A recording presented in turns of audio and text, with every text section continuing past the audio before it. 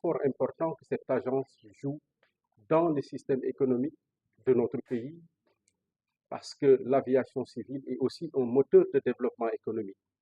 C'est en cela que nous sommes là aujourd'hui. Nous avons abordé avec le directeur général et le président du conseil d'administration et l'ensemble des cadres de l'aviation civile.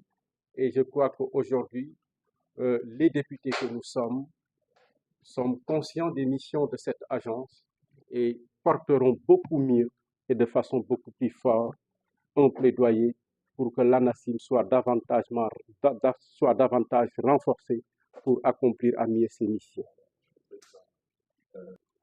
Oui, c'est vrai, c'est des sources de revenus potentiels qui ne sont pas exploitées aujourd'hui.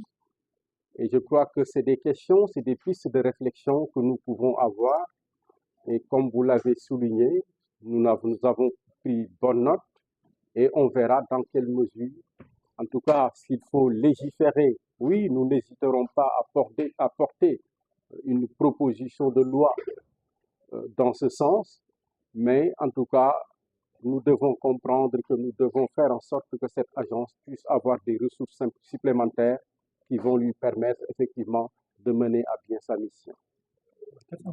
Aujourd'hui, nous scellons un pacte entre la commission que je préside et l'Agence nationale de l'aviation civile.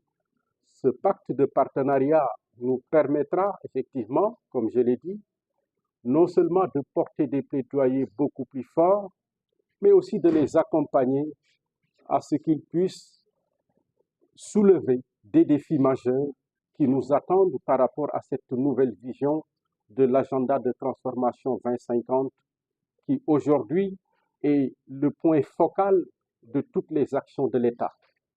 L'aviation civile ne devrait pas être en reste dans cette politique des pôles territoires parce qu'ils auront un rôle à jouer, parce qu'il ne suffit pas, c'est des espaces géographiques qui sont importants et cela devrait aussi permettre un déplacement beaucoup plus facile.